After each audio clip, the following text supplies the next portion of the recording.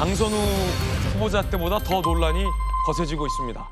터져나오는 막말, 사과 요구했다가 개인 의견이라고 주워 담는 여당. 난리 났습니다. 자, 일단 뭐부터 봐야 할까? 발언의 장르도 다양합니다. 문재인 전 정부를 왜 이렇게 싫어하는지, 문재인 전 정부에 대한 거의 증오에 가까운 발언들이 나오고 있다. 여당 내에서도 이런 표현이 나옵니다. 함께 보시죠. 문재인 전 대통령, 조국 전 장관 건배 사진을 올리며 무능한 사람은 무능한 사람끼리 논다. 아주 무능한 사람들끼리 서로 존경한다. 이런 글을 올린 겁니다. 끼리끼리 논다는 거죠. 무능한 사람끼리 논다. 문재인 전 대통령, 조국 전 장관 등 5명을 겨냥해서 국가적 재앙을 만든 자들 정치판에서 몰아내야 한다라고 거듭 주장했습니다. 과거에 이렇게 글을 올렸었죠. 문재인 전 대통령에 대해서는 마이너스 70점, 조국 전 장관은 마이너스 47점, 한동훈 전 대표가 문재인 전 대통령보다 더 나은 평가를 받았습니다. 뭐 웃어야 할지 울어야 할지 모를 일이죠. 조국 전 장관에 대해서는 이재명 정부에게 부담이 된다고 판단했을까요? 평가가 가혹한데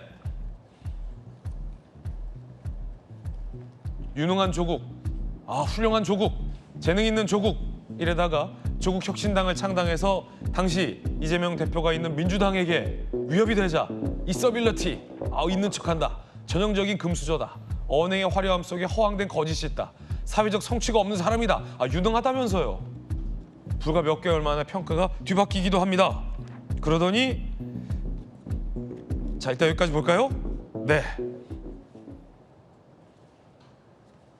조긴 변호사. 무능한 사람은 그냥 아주 끼리끼리 논다. 무능한 사람끼리 논다. 이거 알고도 발탁한 겁니까? 대통령실에서? 문재인 전 대통령과 조 전 장관과 문재인 정부 사람들에 대해서도 국가적 재앙이라는데요. 어느 정도는 확인이 됐겠죠. 알고 뽑은 거다. 예. 그런 문제적 발언이 있었다는 정도는 뭐 검증 과정에 기본적으로 확인하겠죠. 그러면 이 정도 발언은 괜찮다. 괜찮다기보다 문제가 될 네네. 소지가 있다는 거는 인지가 됐겠지만 이제 중요하게 무엇을 받나를 봐야 될 것 같습니다. 이제 인사혁신처장에 맞는 어떤 전문성 이 부분을 좀 주요하게 본 것 같습니다. 다 아시다시피 주요 민간 기업에서 인사 담당 부사장을 오래 하는 등 인사 관련 전문성에 있어서는 인정받을 만한 어떤 이력을 갖고 있었기 때문에 지금 이재명 정부의 인사 정책에 필요한 역할을 해주기를 바라는 이 기대 이게 좀 컸던 것 같고요. 뭐 하나하나의 발언, 과거 발언까지 전부 다 체크가 됐는지는 모르겠습니다만 네. 적어도 이재명 대통령에 대한 전폭적 지지. 그래서 이재명 대통령의 정치 행보 이제 지난 대선 이후에 방해가 되거나 어려움을 초래한다고 생각되는 모든 정치인에 대해서 이제 격한 발언들을 했다는 게 이제 매일 확인되고는 있는데요. 이제 그런 부분은 체크가 됐을 겁니다. 근데 다만 이게 내부에서 뭐 윤건영 의원 말처럼 모욕감을 느낄 정도의 발언들이 있었다는 점이 실제 이게 미치는 영향이 어느 정도일지에 대해서는 충분히 검토됐는지는 좀 의문이긴 합니다. 나아가서 이제 단순하게 정치인들에 대해서는 어떤 입장을 다 가질 수 있죠. 이재명 대통령을 만들기 위해서 본인이 유튜브에서 뭐 인사 담당자로서 아니면 하나의 의견을 갖는 자연인으로서 어떤 말도 할 수 있다고는 생각할 수 있지만 그게 이제 책임을 있는 자리에 갈 때 어떤 방향으로 그 효과가 나타날지까지 본인은 뭐 분명히 생각을 못했던 것 같고요. 대통령실에서도 뭐 여러 가지 상황을 지금 종합적으로 고려하고 검토하고 있을 것으로 봅니다. 민주당 아래서 우려 목소리도 있고요. 다만 이것 이제 발탁 당시부터 대통령의 어떤 필요한 인사라는 결심이 있었기 때문에 지금에 와서 이제 사퇴 형식으로 정리할 문제인가에 대한 충분한 고민이 있지 않을까 싶습니다. 인사혁신처장이 어떤 이 생각과 기준을 갖고 있느냐에 따라서 두루두루 정치적 유불리와 상관없이 유능한 인재를 들었을 수 있는지 아니면 다 이렇게 배척하고 결국은 코드에 맞는 사람만 쓸지 결정될 것 같다라는 지적도 나오고 있습니다. 2030을 비하했다라는 논란에도 휩싸였습니다. 함께 보시죠. 지난 대선 TV 토론에서 이준석 당시 대선 후보가 이재명 후보에게 굉장히 공격적으로 발언을 많이 했잖아요. 자, 최동석 인사혁신처장 어떻게 생각할까요? 이준석 같은 아이, 쟤는 그 자기 입속만 챙기는 사람이야 라고 평가를 했습니다. 여기까지만 하더라도 뭐, 그런데 문제는 그 다음 이준석 지지하는 2030 애들은 이준석보다 훨씬 지적 수준이 떨어진 애들이다. 우리나라 2030 젊은이들이 지적 수준 떨어지는 애들이 됐습니다. 이 평가대로라면 문재인 정부 사람 안 쓰고, 왜냐면 한국 국가적 재앙을 만든 사람이니까 2030 안 쓰고 그럼 누굴 쓰냐? 인사혁신처장이, 이런 얘기도 나옵니다. 정혁진 변호사님, 2030 젊은이들이 지적 수준이 떨어진 애들이다. 어떻게 생각하십니까? 왜냐면 2030 자녀들을 키우고 계시잖아요. 아들 하나, 딸 하나. 그렇게 생각할 수 있다는 느낌이 들어요. 왜냐하면 강선우 후보자와 강선우 의원과 저 최인사혁신처장의 공통점이 있어요. 어떤 공통점이 있느냐? 이른바 대한민국의 명문대학 졸업하고요. 미국이나 독일이나 외국에 그 옛날에 55년생이거든요. 그런데 뭐 80년대나 뭐 한 그때쯤에 유학 가가지고 그때 독일 박사 받은 분이에요. 그러니까 얼마나 본인의 지적 능력에 대해서 프라이드가 강하겠는가, 저는 그런 생각이 들고요. 그다음에 차이점은 있어요. 어떤 차이점은 있느냐? 예. 최동석 처장은 차관급이에요. 강선우 의원은 장관급이었지만 낙마했고 그 정도 급 차이는 있긴 하지만은 제가 봤을 때 차관급인 저 최동석 처장이 훨씬 더 나쁘다. 왜냐하면 무차별 난사하는 거 아니겠습니까? 무차별 난사다. 자기들이 지금 동네에 지금 같이 먹는 우물에다가 독을 갖다 계속 뿌리고 있는 그런 사람 아니겠습니까? 누구누구를 욕했습니까? 조금 전에 봤듯이 이준석은 욕할 수 있다고 쳐요. 그다음에 조국 전 대표도 욕할 수 있다고 쳐요. 어쨌든 당은 다르니까 이준석은 보수고 조국은 같은 그 진보 진영이지만 다른 당이다. 하지만은 지금 같이 일했던 사람들, 대표적으로 문재인 대통령, 그다음에 양정철, 그다음에 현직 지금 장관들 윤호중, 그다음에 심지어 대통령 비서실장인 강훈식 비서실장에다가 거기에다가 심지어 대통령과 가장 가까운 사람이라고 일컬어지고 있는 정성호 법무부 장관까지 그렇게 비난하고 있는 거 아니겠습니까? 네. 그런데 저분이 뭐라고 이야기했느냐?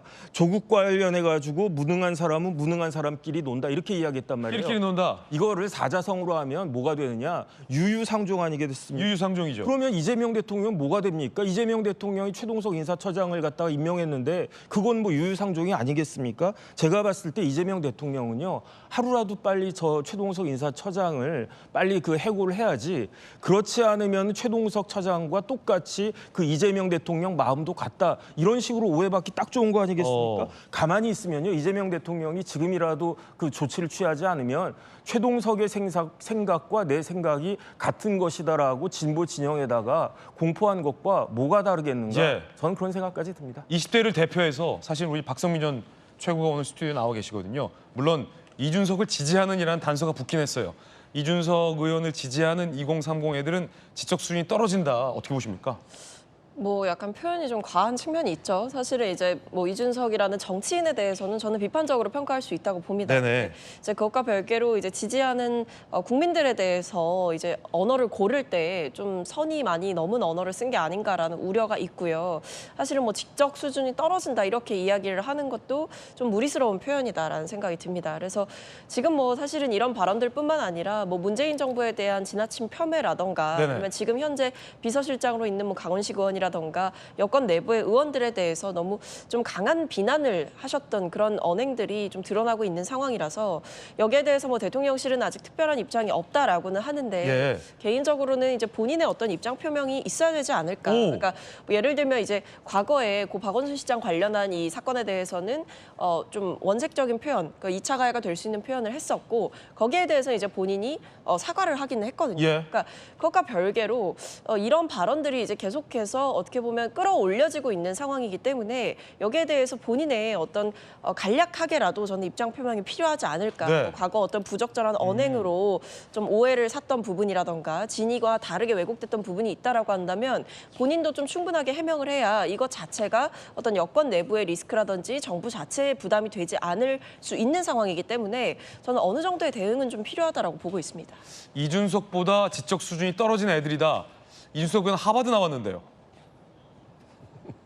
자, 그뿐만이 아닙니다. 우리 곽규택 의원에게 드릴 질문을 아껴놨는데 이 묘하게 됐습니다. 이재명 대통령의 가장 가까운 최측근 정성호 법무부 장관에 대해서도 이렇게 얘기했습니다. 자, 최동석 인사혁신청장의 생각이에요. 정성호 법무부 장관에 대해서 민주당 정성호 같은 인물들이 많아.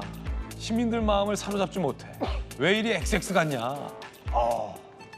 자, 구윤철 기재부 장관 겸 부총리 최동석 인사혁신청장 생각이에요.